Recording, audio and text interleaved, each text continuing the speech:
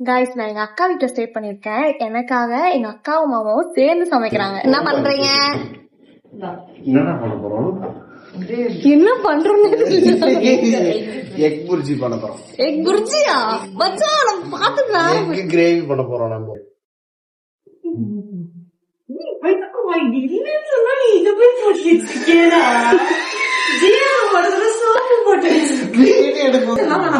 அவர் பெரிய செப்படி எல்லாரும் ஏமாத்தி வச்சிருக்கா. நீ இதெல்லாம் போட்டுலாம் என்ன சாப்பிடுறது?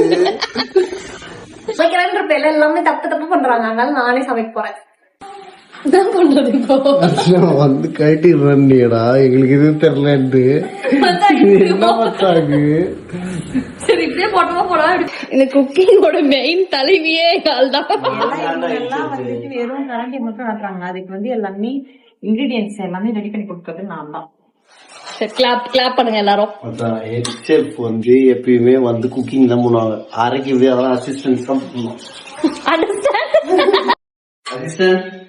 அண்டர்ஸ்டாண்ட்.